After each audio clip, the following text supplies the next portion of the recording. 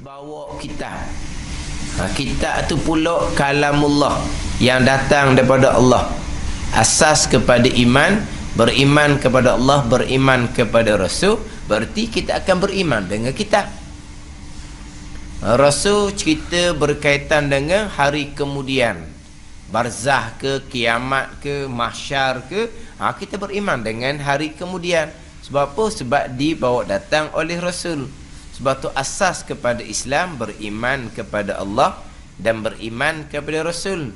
Sebab tu kadang-kadang orang tua dia bercakap, maknanya selagi kita tidak kejap 50 akidah, maka sembahyang kita tidak diterima sebab belum lagi dinamakan orang yang beriman. Walaha kejap 50 akidah hanya berkait dengan sifat Allah, berkait dengan sifat Rasul. Kejap 50 akidah berarti kita beriman dengan Allah dan beriman dengan Rasul. Cukup ke iman? Hanya 2 daripada 6 rukun. Walaha sepatutnya ke 6 rukun lah kena ada bahawa sah iman. Kenapa macam hanya Allah dan Rasul? Tadilah bila kita beriman dengan Allah dan Rasul, malaikat, kitab, hari kemudian yang Rasul bawa cerita tu, kita beriman lah. Sebab apa? Sebab kita beriman dengan Rasul. Maksud di bawah beriman dengan Rasul. Itu berkaitan dengan asas iman. Asas Islam 2 kalimah syahadah. Kena faham. Kerana ni dulu berkaitan dengan pengertian 2 kalimah syahadah. Asyhadu an la ilaha illallah wa asyhadu anna Muhammadar Rasulullah. Kita naik saksi, kita ikrar, kita mengaku bahawa Allah Tuhan kita. Hanya Allah Tuhan, tiada Tuhan malaikat Allah, dengan makna Allah je Tuhan dan Nabi Muhammad utusan Allah.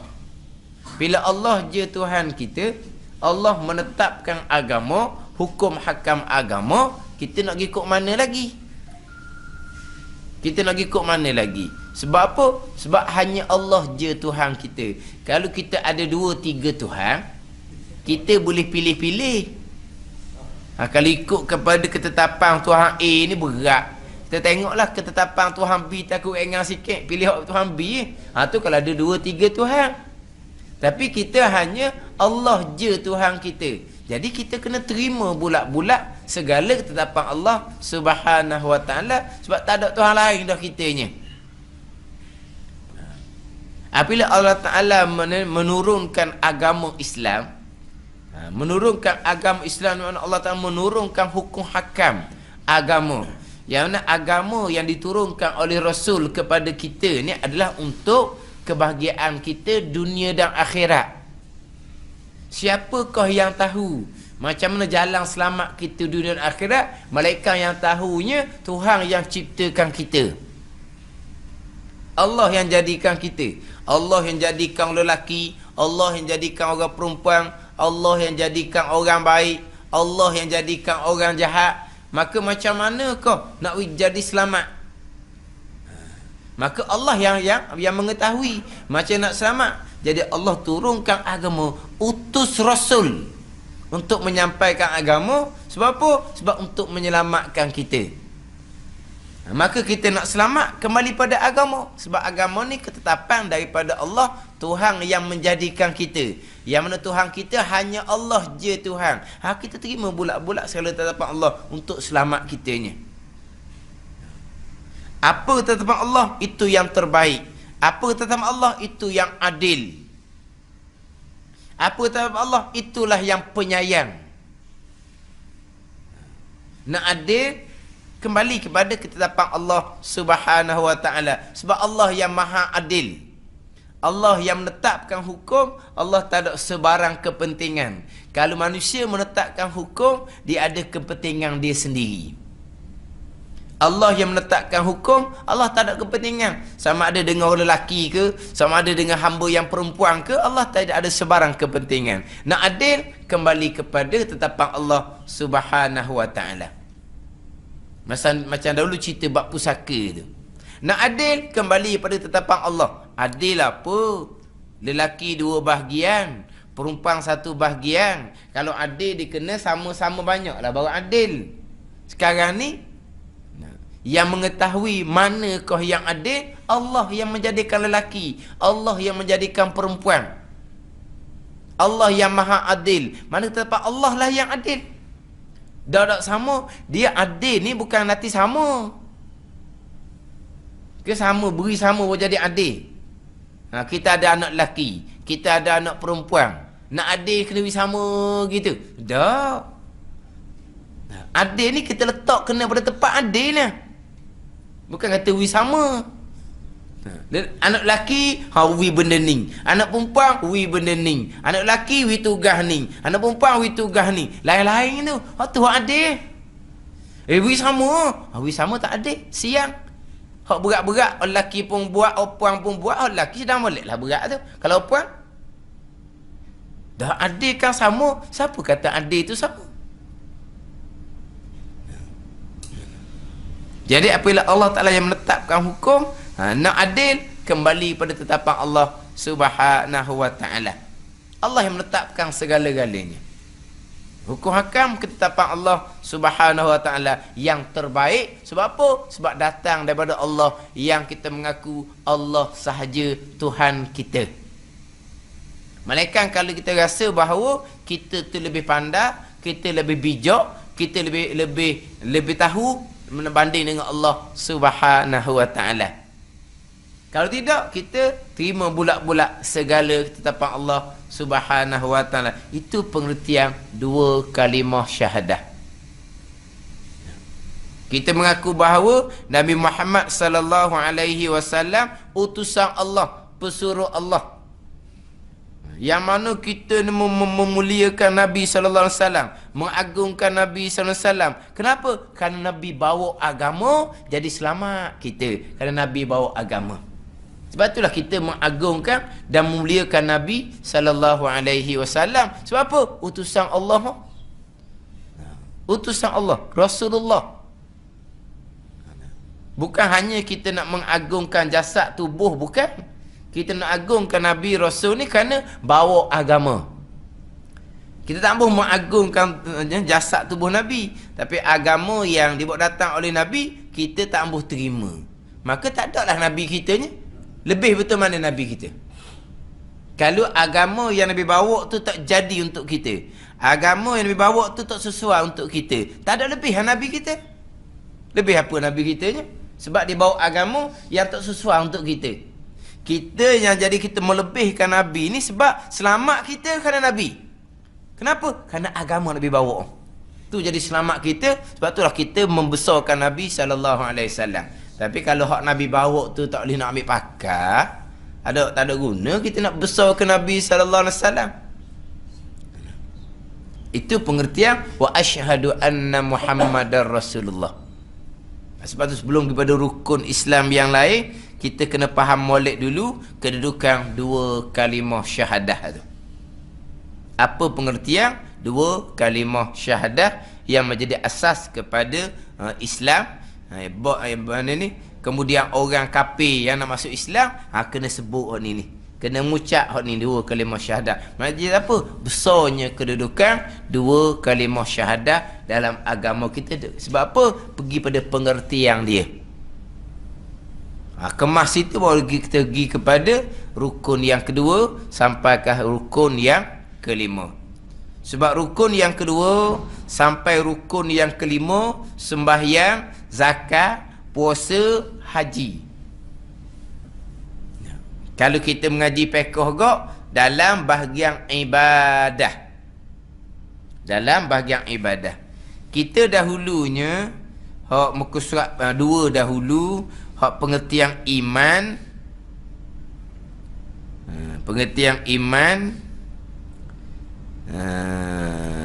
tasdik hati, benar hati dengan Allah dan dengan Rasulnya, dan dengan segala hukum yang didatang dia akan hukum oleh Rasul daripada Allah Ta'ala, yang diketahui dia akan hukum pada agama, diketahui dengan darurah. Contohnya hak hukum hak Nabi bawa datangnya seperti segala i'tiqad dan ibadah dan muamalah dan munakahat dan janayat dan lainnya.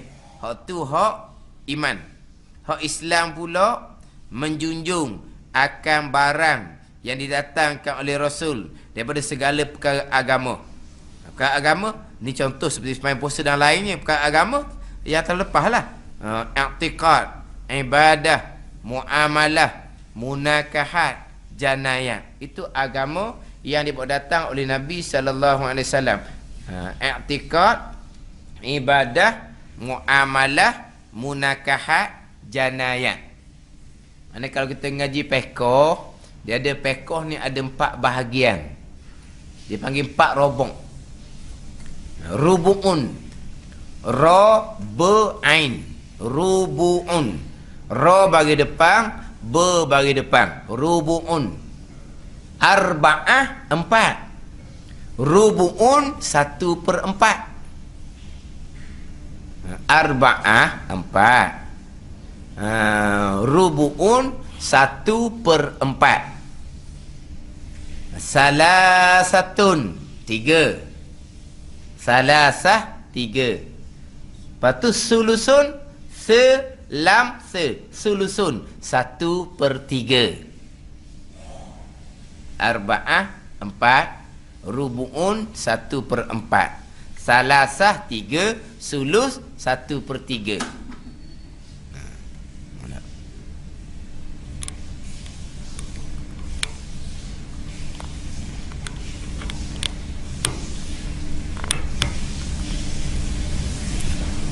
Jadi rubu'un ni 1/4.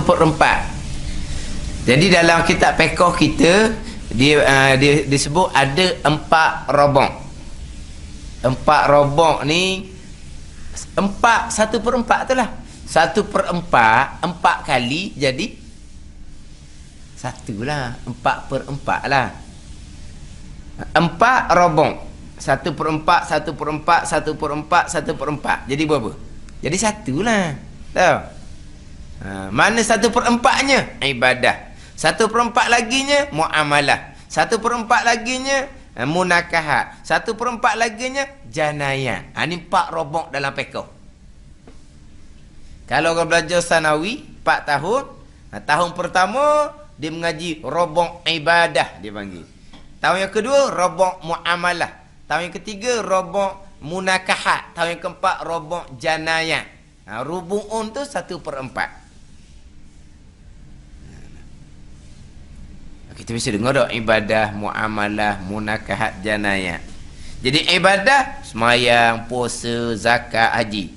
Muamalah ni hak bab ke jual beli, sewa menyewa, pinjam meminjam. Munakahat ni bab nikah, kahwin, cerai, tolak, iddah apa semua. Janayat bab hudud, bab qisas, bab ta'zir, bab saksi. Tu masuk di bawah tajuk janayat. Jadi perkara agama yang datang daripada Allah, ketetapan Allah Subhanahu wa taala yang dibawa datang oleh rasulnya, ibadah, muamalah, munakahat, janayat.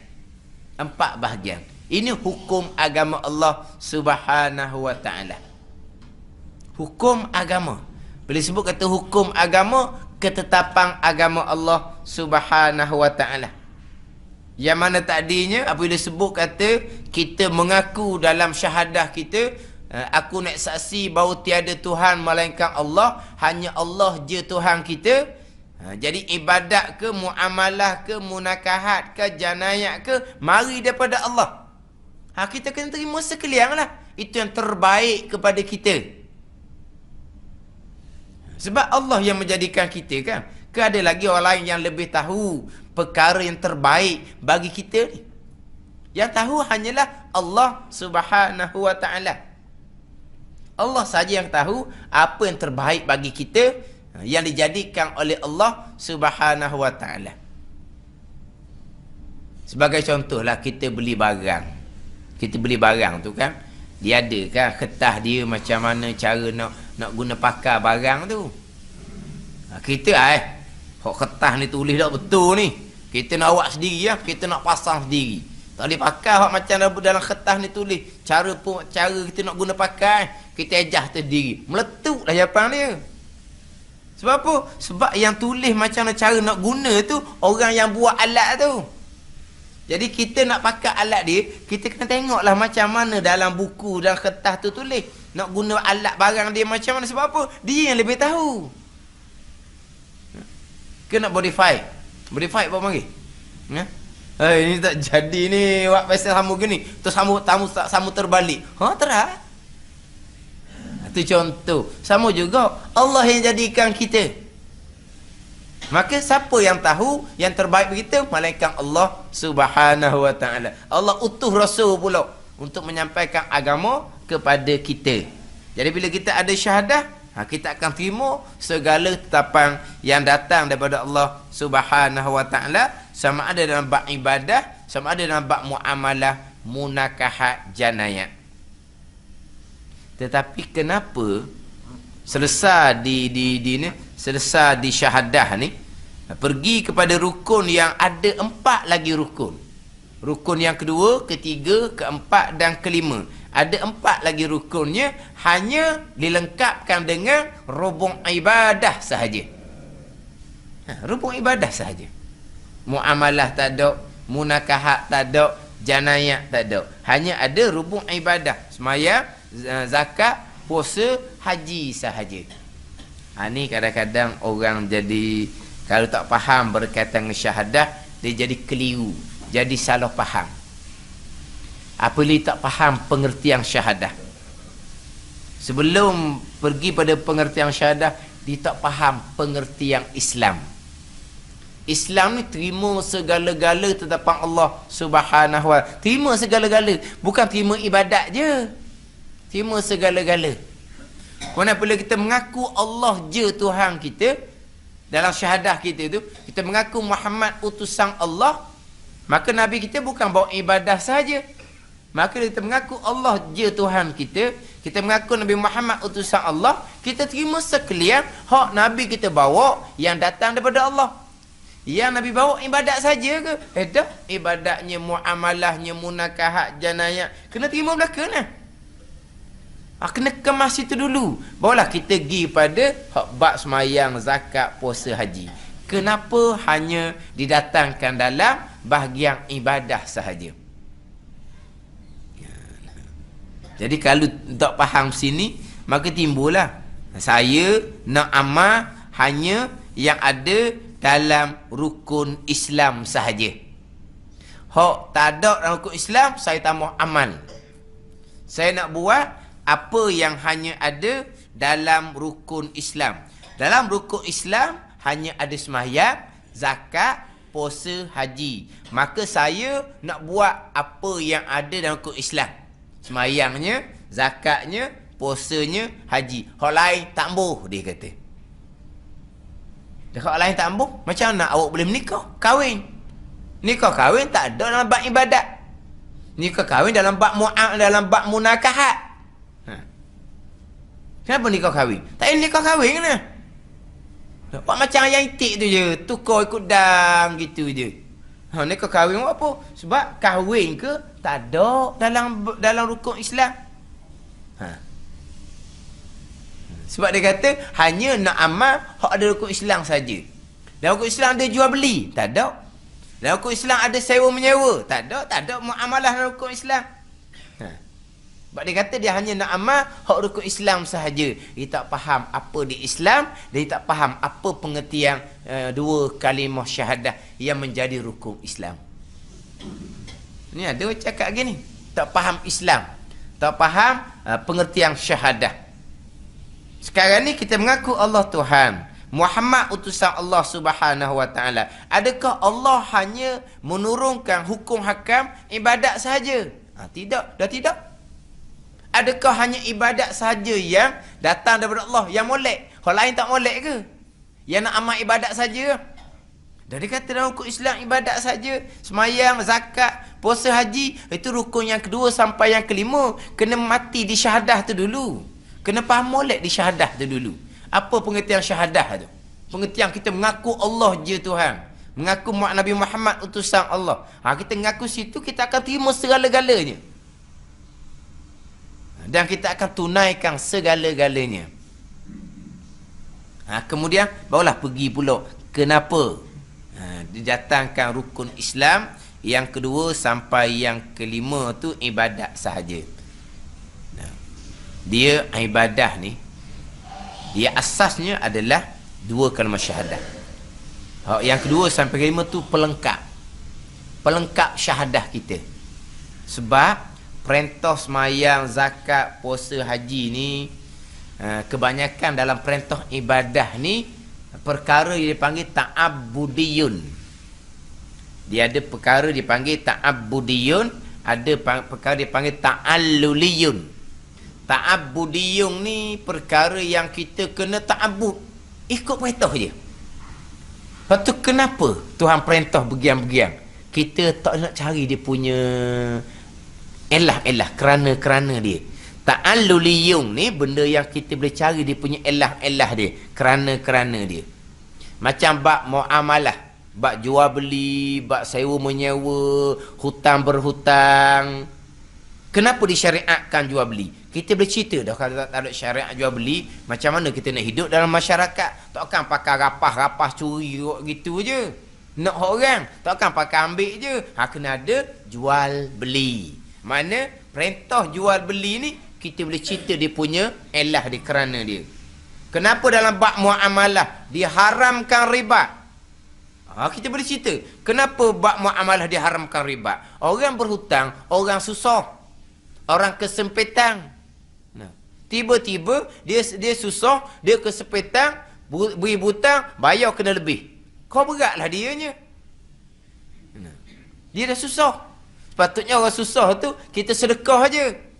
Sedekah kita pun tak apa nak ada. Tak apalah, beri dia pinjam. Dia beri pinjam.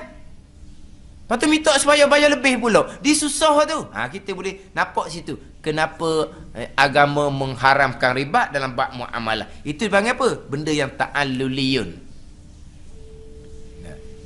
Dalam bab munakahat, kita boleh cerita bab munakahat. Kenapa disyariatkan nikah kahwin? Kalau tidak disyariatkan, kalau tidak dibuat peraturan agama bab nikah, bab kahwin ni, nak hidup macam mana kita? Jadi macam binatang lah.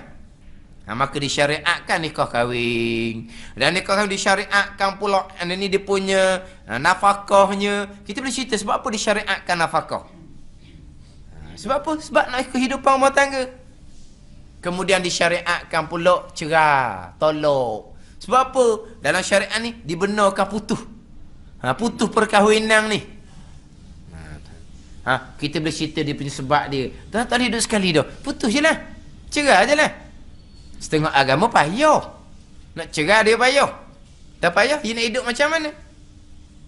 Pasangan tu masing-masing duduk suku dah. Ikut orang lain dah masing-masingnya. Nak cerai tak boleh. Dah jadi seumpama tu. Agama kita ada hukum cerai, tolak. Lepas tu kenapa pula hukum cerai tolak letak kuasa pada lelaki, tak letak kuasa pada perempuan? Orang ni boleh cerita ni dia punya apa? Elah dia. Kerana dia. Lepas bercerai, kenapa pula ada tempoh iddah pula? Tempoh iddah 3 kali suci. Apa tujuan? Orang ni boleh cerita belakang ni. Kalau nikah orang lain awal-awal, lepas tu kalau lekat perut, anak siapa? Biasanya 3 kali suci beri peluang. Takut nak rojok kembali ke? Boleh rojok kembali. Ini hukum agama. Cerai pun cerai, sampai 3 kali tak ada dah rojoknya. Sebab apa? Syariat meletakkan seumpama tu. Ini kita boleh cerita dia punya elah dia. Kalau bab janayat pula, bab janayat nak hukum orang salah. Nak hukum orang salah, hak degil. Kalau orang salah, orang jahat, hak tak degil mana, tak tak sempat dihukum. Tengok pada undang-undang tu, dia takut dah. Maka selamat orang baik. Tak boleh gitu. Itu boleh tengok dia punya elah dia. Kenapa ada hukum kisas, balas seumpama? Ada kisah balas seumpama ni, maka orang pun takut nak buat kat orang. Bunuh balas. Cedera balas. Kerak balas. Ni kisas dia panggil. Bunuh balas. Tiba-tiba keluarga boleh maafkan. Bayar dia 100 ekor unta. Contohnya.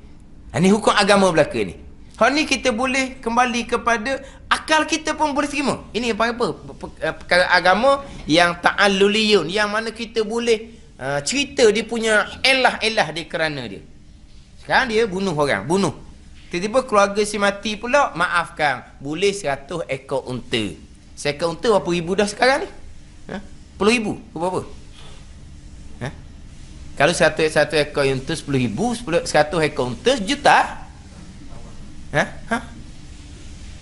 maknanya keluarga mangsa yang dibunuh ni ada pembelaan. Sebab apa? Ada dah pampasang dia. Tapi kita ada pampasang seumpama tu. Keluarga berhak maafkan, orang lain pula maafkan, orang lain pula ampunkan pembunuh. Siapa orang lain itu? Keluarga si mati? Bukan. Keluarga si mati dapat pampasang? Tidak. Kalau keluarga si mati yang maafkan, keluarga si mati dapat pampasan, apabila keluarga si mati maafkan, tak timbullah dendam. Tapi kalau orang lain yang maafkan, macam mana keluarga si mati? Puas hati. Macam mana? Ini hukum agama, yang mana hukum yang ta'alluliyun, kita boleh cerita, boleh hurah dia punya kebaikan dia. Kalau cedera balah. Kan dulu kan timbul sekejap kan, hak sembah asidnya. Sembah asid balah. Hak berlaku di negara Arab tu kan, sembah asid balah. Mereka kalau mangsa nak maafkan, bayar pampasan. Sembah asid balah. Tak akan nak pujuk supaya maafkan sebab apa? Boleh pampasan. Tak mau maaf, kena sembah asid balah. Tempat kita sembah asid yang berlaku di Kedah. Opang tu tak ambuh dia sembah asid. Takat di polis dia mengaku. Naik mahkamah, pembicaraan disingkat sebab dia mengaku jimat belanja kena 5 tahun je. Ingatlah sebab apa? Sebab dia beri kerjasama, dia mengaku tak banyak cerita, jadi belanja mahkamah jadi jimat kena 5 tahun je. Lepas tu yang mangsa yang kena sembah asid ya, cacat sampai ke mati, dia hanya kena 5 tahun saja. Keluar mahkamah, keluarga mangsa tidak berpuas hati kerana hukuman ringan. Jadi mangsa ni mangsa dah sekali. Jadi mangsa kali yang kedua kerana hati tak puas. Mana? Boleh menyelamatkan mangsa. Itu baru pada masa hukum, tak puas hati dah. Sampai masa 5 tahun, tolak pula public holiday, tolak pula kelakuan baik dalam penjara, 3 tahun, 4 tahun, duduk kapung dah. Senyum, sihat je dia. Nak kira mana pula keluarga mangsa. Dia pun lewat. Kerana ada nak kemung. Itu aku nak kemung, tak ambuh. Aku sama asyik kemung, ada nak damung. Dia segar mega. Kawan tu jadi cacat sampai ke mati. Itu pembelaan kepada mangsa. Hukum agama, kamu semua asyik ke dia, kamu kena asyik yang sama. Qisas dipanggil. Balas seumpama. Berani nak buat kau kan? Sebab sembah asid ni mudah. Bawa parang payah. Bawa parang ni bawa satu hari kau nampak parang. Lepas catah tu pula, kita lari pula, parang dia darah. Payah. Ini asid pun dah bekas, capok je, lari senyum, tak ada apa tangan. Tapi kalau kita sembah asid kat orang, muka kita kena asid yang sama. Berani nak buat? Ni sembah asid kat orang tu cacat sampai mati, kita kena penjara, makan free. Makan ditanggung. Tanggung beres, tak payah kerja. Ke mana orang dalam penjara? Tolok duit siapa tolong bayar makan minum dia? Ke ambil daripada duit keluarga dia? Keluarga kena bayar untuk makan sehari RM10. Free je. Siapa yang tanggung dia? Siapa juga macam orang mencuri. Puas-puas curi masuk dalam. Siapa tanggung dia? Mangsa ni lah tanggung. Penjara penuh, buat rumah lain pula ke dia. Penuh dah. Buat rumah lain pula. Sebab apa? Sebab rumah tu penuh dah. Buat rumah lain. Pakai duit siapa? Makan, minum dia, api, air dia. Siapa tanggung? Keluar senyum je. Kapung nak tengok. Tu bik dah mamak ni. Tukar mangga besar pula dah. Dah takut dah tu bik dia senyum. Takak, masuk pula. Tak macam surat khabar. Berulang-ulang kali keluar masuk penjara kerana mencuri. Tak ada serit-serit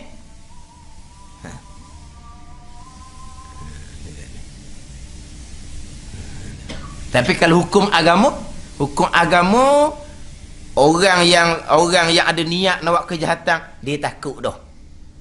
Hak berlaku juga tu orang hak degil sangat. Kita orang Malaysia pergi Mekah. Kita tengok kalau Mekah orang berniaga, barang ada orang jaga. Orang Malaysia pergi Mekah, dia tengok Mekah tu macam mana. Barang tinggal gitu, tak ada orang nak kosek pun barang. Tak pada lelah. Tak ada orang berani ni. Hak biasa kena takak bukan orang Mekah, orang luar. Orang Yaman, orang luar tu hak mari, hak dia tak hidup dalam suasana tu. Jadi dia berani. Tapi kalau orang Mekah sendiri, setuh pun tak. Sebab apa? Ni. Hilang ni. Hilang hak ni kat gigi. Pakai bila? Pakai bila-bila apa?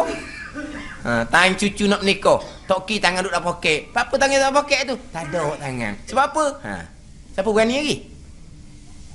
Setuh pun tak berani. Sebab apa? Ni. Menyelamatkan orang daripada kejahatan manusia. Menyelamatkan orang. Ini hukum agama. Menyelamatkan orang. Dia orang ni, dia mencuri-mencurilah. Tapi kalau dia jerembung dengan kita, jerembung kita duduk mana? Dia ulur tangan salam. Minta maaf, saya balik semula. Gitu. Yang kita dia takir. Dah jerembung? Hak kena bunuh-bunuh, hak tua-tua kena bunuh tu, dia bukan nak bunuh pun orang tua tu. Dia nak curi je. Dah orang tua tu tengok dia. Moga anak beranak kena juga sekapung, atau dia pergi tekuk dengan batal. Lemah ha? Maknanya kita nak sayang ke dia. Kita ni mati bunuh ke dia.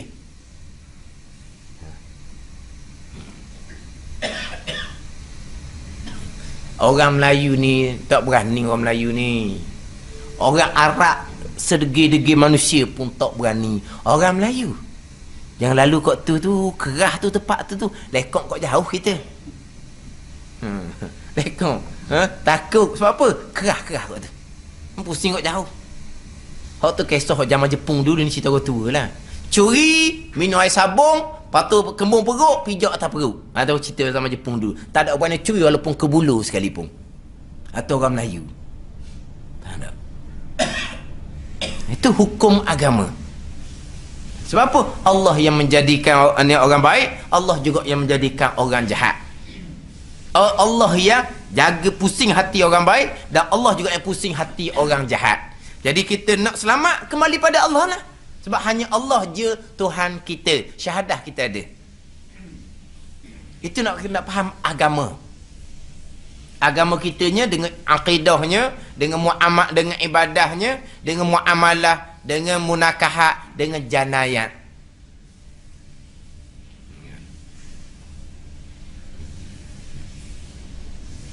Bunuh orang, penjara, hukum gantung, ditukar pada bicara sama hidup, dimaafkan, keluar, menega molek-molek ada, senang lenang molek-molek ada. Lepas tu keluarga mangsa tengok je kelik-kelik keluarga mangsa. Dia hukuman ni hanya kena kepada orang yang terlampau degil, orang yang terlampau jahat. Orang yang jahat sikit-sikit, awal-awal dia gustang dah. Kalau jahat sikit tu awal-awal dia gustang dah, tak berani, tak padang. Tak padang. Sebab apa? Sebab hati dia. Allah yang pusing hati. Itulah bab jenayah. Jadi bab muamalah, buat munakahat, bab jenayah dipanggil ta'alluliyun. Tapi dalam bab ibadah, dalam bab sembahyang, dia ta'abbudiyun ni maknanya kita hanya buat sebagai perintah. Tanya dia punya elah kerana tak ada jawapan dia. Contohnya semayang. Semayang kenapa? Kenapa 5 kali? Boleh jawab? Kenapa 5 kali? Bangun pagi sekali tau. Tengah hari dah lama dah tu sekali. Gitu. Ala ke petang sekali. Sebab apa rakaat berbeza? Ada 2, ada 4, ada 3. Boleh cerita sebab apa? 2 rakaat sebab subuh ngatuk. Lepas tu subuh apa 4 kali? 4 rakaat. Sibuk kan? Lepas tu maghrib 3 tinggal. Isyak 4. Isyak ngatuk dah, letih dah tu. Apa 4? Ini semua panggil apa? Perintah yang ta'abbudiyun. Yang mana kita tak boleh nak korek dia punya ilah dia. Buat sahaja. Buat sahaja. Walaupun perintah semayang ni siapa ke tungging, siapa ke sujud, kalau kita agak keji rupa, Tak kerja apa rupa. Menungging gitu. Sehingga syarat nak sah sujud, wajib kena tinggi punggung dan kepala. Kita ni mulia-mulia kita ni sebab kejadian kita. Kejadian yang muqtadir kejadian kita ni. Duduk tegak molek, kepala ke atas. Kita ni. Duduk cara molek. Makan cara molek. Ni kejadian kita. Binatang, punggung dengan kepala separah. Tak nak makan, kena tungging, kena tunduk kepala. Kepala rendah daripada punggung kalau binatang nak makan. Itu kejadian binatang. Kejadian kita, kejadian yang comel. Pendirian kita, diri kita, duduk kita comel. Tapi siapa masa Tuhan sujud, kerana perintah Tuhan, kena buat juga. Walaupun sebenarnya rupa tu keji sekalipun. Sebab apa? Tak ampu diam, kita hamba buat je lah perintah Allah. Tak padang sekali, 2 kali pun nak sujud. Sebab tu orang yang sujud kepada Allah Subhanahu Wa Taala, tungging seumpama tu, orang ni akan terima bulat-bulat segala tetapan Allah Subhanahu Wa Taala. Sujud yang sebenar. Jangan pula kita sujud-sujud akak-akak. Macam mana kita tempat Allah ni? Tak boleh nak pakah Allah. Dasar ni mu sujud ke siapa? Mu tungging apa ke tinggi punggung kepala kepada siapa? Ni orang tak kenal Tuhan. Sujud adat aja. Orang sujud yang sebenar. Sebab itulah orang yang sembahyang, orang ni pasti akan terima bulat-bulat segala tetapan Allah Subhanahu Wa Taala. Sebab apa? Tengok ketetapan Allah, hukum Allah. Mu sujud. Bangun congok, sujud yang kedua, sujud pula. Kenapa perintah sujud? Apa tujuan dia? Kerana darah biar turun kepala biar disihat ke mana? Tak, kita hanya ikut perintah saja. Tapi kalau perintah muamalah, perintah munakahat, perintah janayat tadi, kita boleh cerita dia punya elah dia, manfaat dia, faedah kepada kita atas dunia ni. Tapi perintah semayang, cuba cerita apa faedah? 2 rakaat, 3 rakaat, 4 rakaat, faedah rokok, faedah sujud. Kita ada syahadah. Kita asas kita syahadah. Itu perintah Allah. Tak ada soal-soal, tak ada tanya-tanya pun kenapa. Jadi kalau bab ibadah semayang seumpama tu kita boleh akur, boleh patuh, boleh turut molek-molek, bab muamalah, bab munakah, bab janayat, barang je kita akan patuh.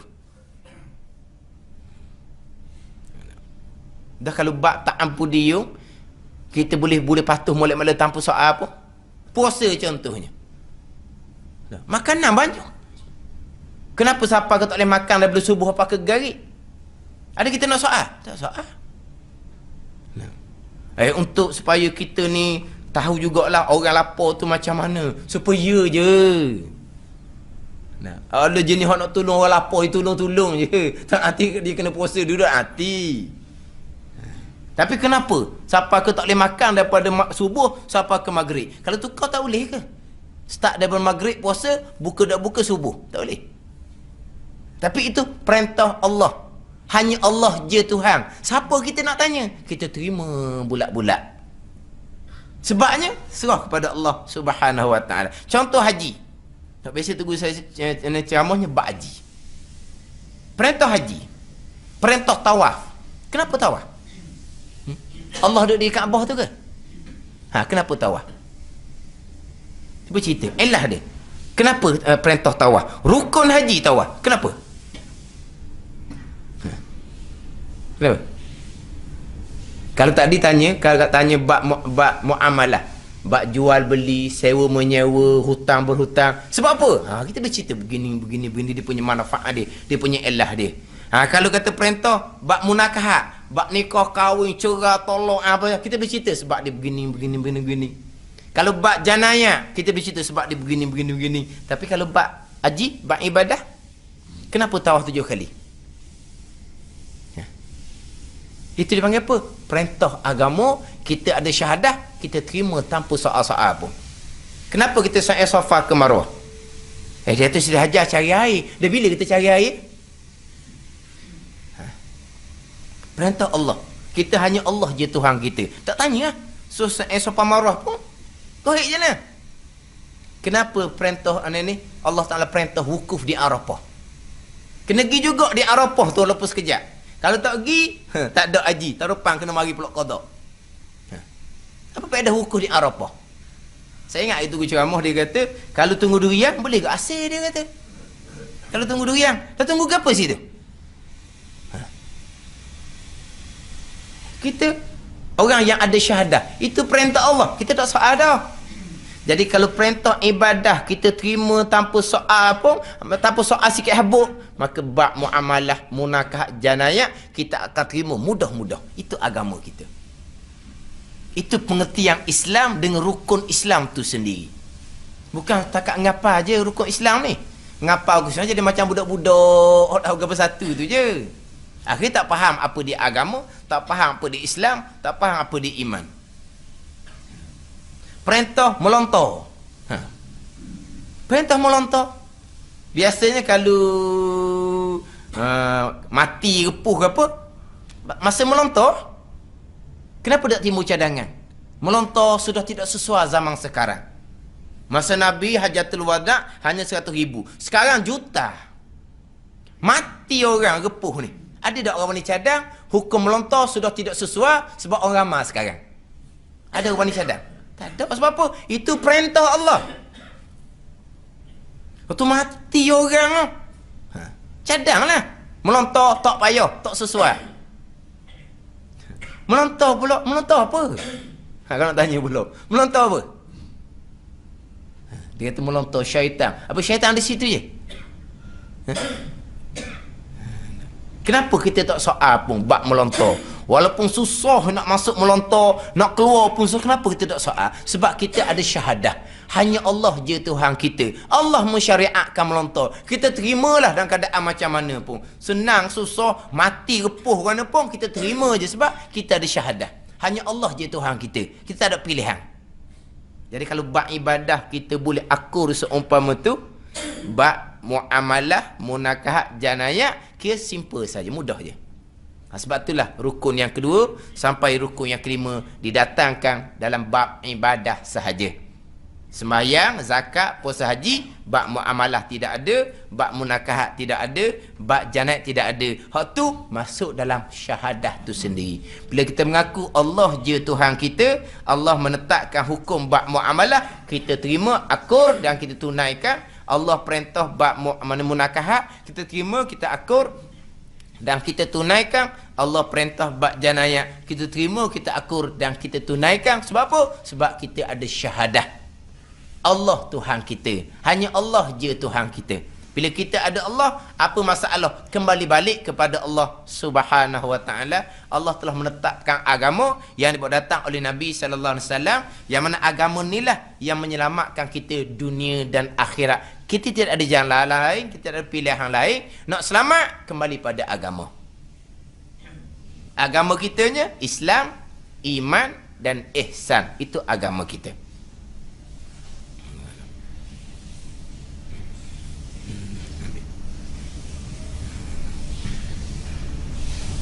Kalau tak faham bab syahadah, timbul macam tadilah. Saya hanya nak amal hak ada dalam hukum Islam saja. Hak tak ada Islam saya tak mau cara. Awak tanya dia balik, dah awak tu nikah apa? Nikah kahwin dalam bab munakahat. Dalam hukum Islam tak ada bab nikah kahwin. Kenapa awak nikah? Tak nikah lah. Boleh buat macam ayam itik. Tukar ke anda. Tak kira anak siapa, ayah siapa pun. Sebab kata nak amal hanya yang ada dalam rukun Islam saja. Konon-konon nak semayang, nak zakat, nak puasa, nak haji saja. Dengan ke agama hanya ibadat sahaja. Agama merangkumi akidah, ibadah, muamalah, munakahat dan janayah. Itu agama yang dibawa datang oleh Nabi sallallahu alaihi wasallam.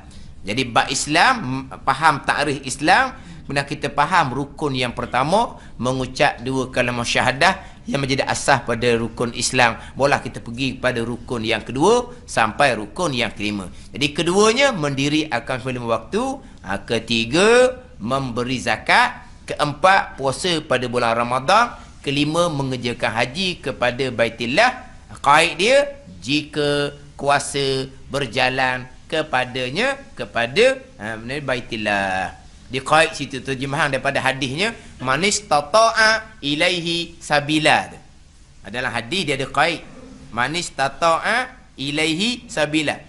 Hak Nabi kata bunyal islamu ala khamsin, dibina Islam atas 5.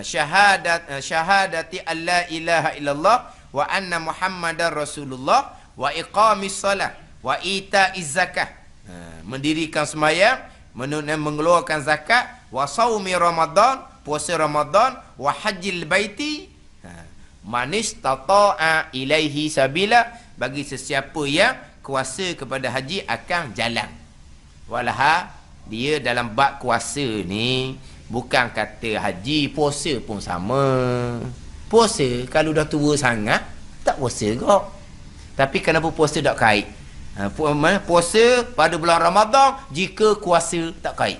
Walah puasa Ramadan pun jika kuasa juga. Kalau dah tua sangat, kalau dah sakit tu berat, gugur kewajipan puasa, ganti fidyah berat cukup sehari. Kenapa haji saja dikaitkan jika kuasa berjalan kepadanya? Sebab secara umumnya hajilah hak paling besar belanja, hak paling banyak menggunakan tenaga.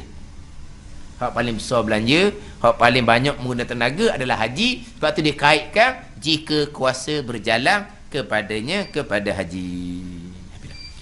Dan bahawasanya hakikat makrifah itu 3 perkara. Wallahu a'lam. Bismillahirrahmanirrahim. Alhamdulillahirabbil alamin, wassalatu wassalamu ala sayyidil mursalin wa ala alihi wa sahbihi ajma'in. Allahumma iftah alaina futuhal arifin, Allahumma allimna ilma aqdamin, wa fahimna famasabikin, warzuqna rizqat talibin. Allahumma zidna ilman wa alhiqna bis salihin. Wa sallallahu ala sayyidina Muhammadin wa ala alihi wa sahbihi wa sallam. Walhamdulillahirabbil alamin.